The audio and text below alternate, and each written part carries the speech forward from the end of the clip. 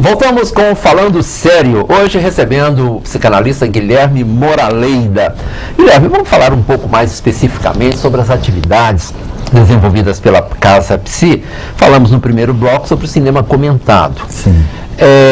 Além disso, que outras atividades são oferecidas?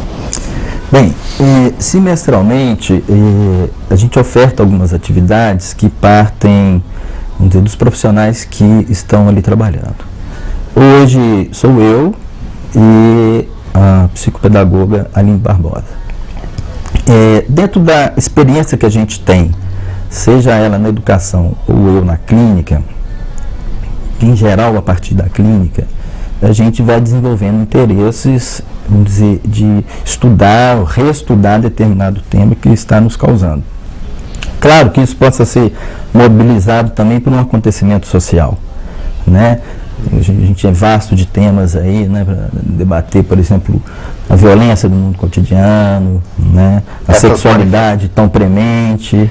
E às vezes precoce, né? Em geral precoce no dia de hoje.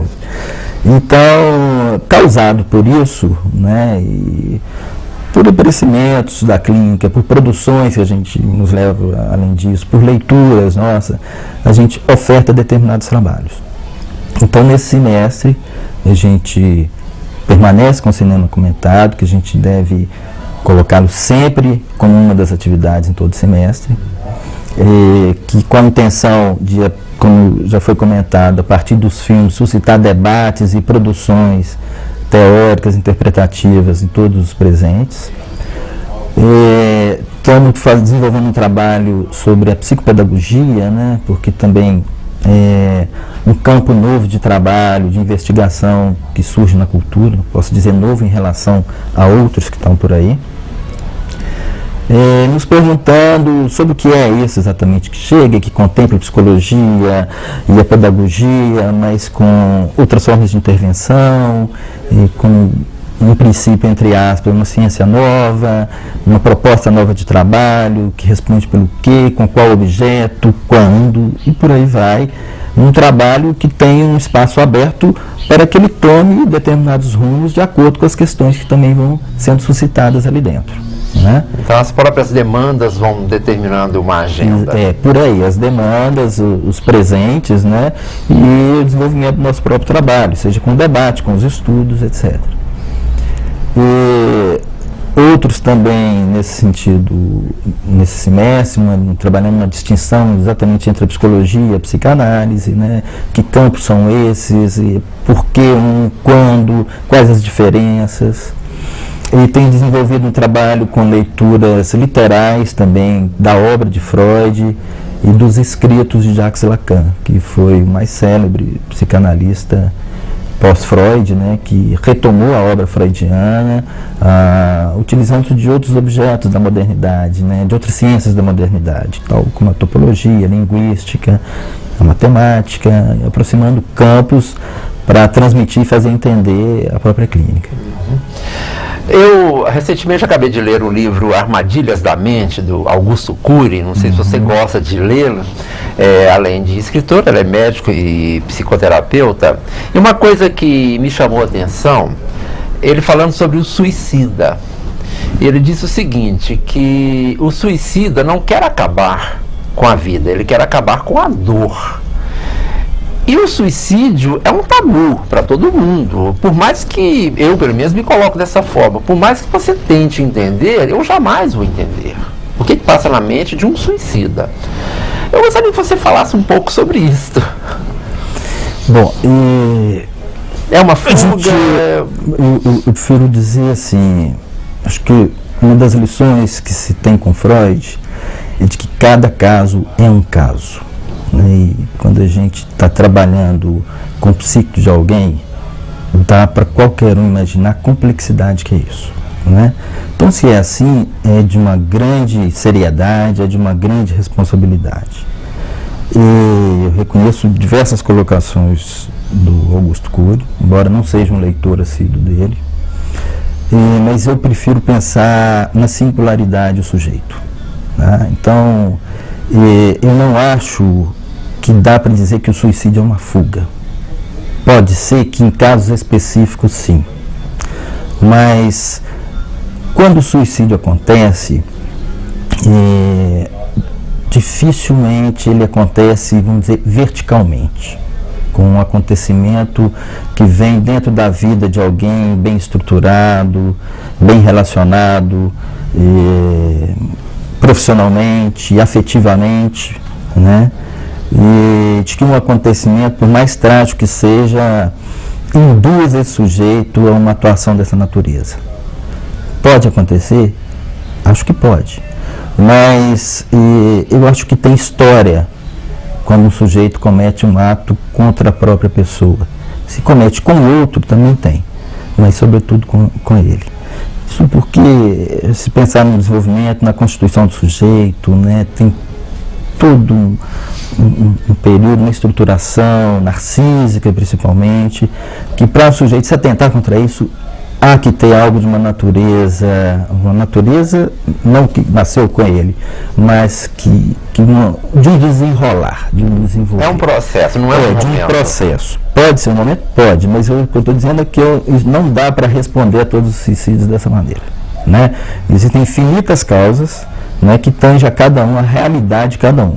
A realidade de cada um é a realidade psíquica, né? Essa que é a realidade de cada um.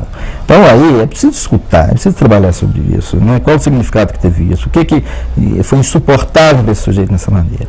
E mais, eu acho que é preciso pensar o suicídio, não só esse explícito, que o sujeito vai lá e arquiteta, que trama, que deixa uma carta, né? Mas aqueles outros que acontecem diariamente sem espontaneidade, sem cálculo, né? Inúmeros sujeitos se matam diariamente sem perceber, né? Pensar, por exemplo, o que se passa no nosso trânsito, né? Por exemplo, pensar nas brincadeiras entre aspas, com o uso de armas de fogo, com qualquer forma de violência. Roleta russa, por exemplo. Então, Freud nos aponta isso. O que é que tem a mais no ato do sujeito e no discurso do sujeito, né, que não é da alçada consciente, mas que cotidianamente esse sujeito está ali atentando contra ele mesmo, né? Vamos pensar o risco que é pegar um carro e sair disparada diariamente, quer dizer, fazer o uso dessa ferramenta que pode ser de trabalho, né, de uma forma a atentar contra si e contra os outros.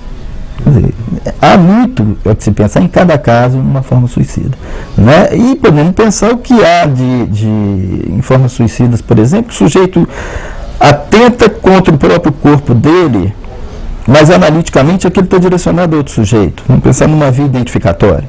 Então são elucubrações muito nesse destrinchar do acontecimento inconsciente. É possível perceber sinais do suicida? Ele emite sinais?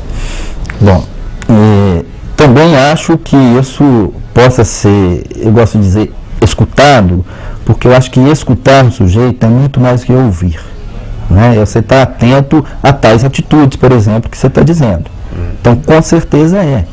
O problema é que, por muitas vezes, o sujeito camufla aquilo está em fantasia, aquilo está escondido, já há uma intenção, já há em segredo muita coisa, o sujeito já vem sofrendo com muita coisa escondido, né? Então, por vezes, as pessoas estão desatentas, né? Então, assim, a quem tem uma certa experiência, uma escuta aguçada, do melindre e tal, alguma coisa na natureza do comportamento daquele sujeito, ou sobretudo da fala, do ato dele, vem dizer de uma certa estranheza, né? De algo, por exemplo, que não vinha acontecendo. Ele merece atenção, né?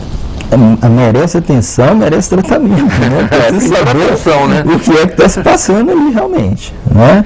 Porque é muito conflito, né? É muito conflito, é exatamente por aí, né? E se a gente pensar no quadro principalmente neurótico, né? Se a gente pensar nas psicoses, os suicidas podem acontecer por razões delirantes, né? Então, talvez aí esteja um pouco mais próximo de pensar numa verticalidade de algum suicida. Um psicótico pode delirar com um quadro persecutório e desencadear um quadro de angústia muito avassalador e não suportar e precipitar em ato, como a gente diz. Não que não aconteça assim com o neurótico. Guilherme, sempre se fala que as pessoas, mesmo aquelas que se acham bem resolvidas, que a vida está em ordem, precisam de análise. Eu costumo fazer essa pergunta quando eu entrevisto pessoas da área psi. Eu gostaria de saber também o seu pensamento em relação a isso. Qualquer pessoa precisa de análise, ela precisa de um dia, dar um tempo para sentar ali, para que o outro ouça, que o compreenda e que o ajude. Olha, eu não tenho dúvida dos benefícios que a psicanálise possa trazer para aquele que se aventura de verdade nela, né? Aquele que tem um desejo decidido de saber de si, dessa parte do qual, em geral, durante a vida não se quer saber, ou seja, o inconsciente. Mas eu acho que a gente não pode fazer da psicanálise uma ideologia, né? Nem de outra forma terapêutica qualquer, né? Como, por exemplo, nos Estados Unidos, por muito já foi feito. Então, análise pode trazer benefícios, tratamento, crescimento, aprimoramento, uma série de qualificações, inclusive, ao sujeito. Mas eu acho que essa é uma decisão de foro íntimo, que não cabe a nenhum analista, e, em geral, a ninguém determinar para o outro quando isso deva ser feito. Sobretudo porque acho que o sujeito precisa escolher, né, de que forma ele quer tratar de alguma coisa, né, que tange a ele, por que, quando, como, com quem, né, e essa é a melhor forma como que alguém chega na análise, né, que esteja decidido. Eu vim aqui porque eu quero saber do meu inconsciente, né, eu tenho um sintoma, muito, né? Sofro com isso e preciso de alguém que trate disso comigo. Que bom ouvir a coisa colocada dessa forma, né? Guilherme, nós já estamos caminhando para o final do programa, então vamos ratificar novamente aqui. Se você quiser dar endereço, contatos da Casa Psi, para as pessoas que estão nos vendo agora, que se sentiram motivadas a conhecer um pouco mais do trabalho, fique à vontade. Bom, com prazer. A Casa Psi se localiza na rua Santa Catarina 277, no bairro Boa Vista. O telefone é 3774-2393.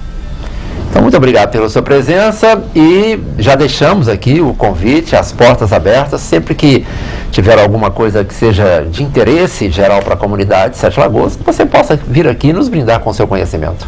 Eu agradeço, vai ser sempre um prazer, eu tenho certeza, e sobretudo um aprendizado também com outros convidados, que certamente você vai estar escolhendo. Guilherme Moraleda, psicanalista, ele que dirige a Casa Psi, foi o nosso convidado de hoje aqui no Falando Sério. Nós voltamos na próxima semana.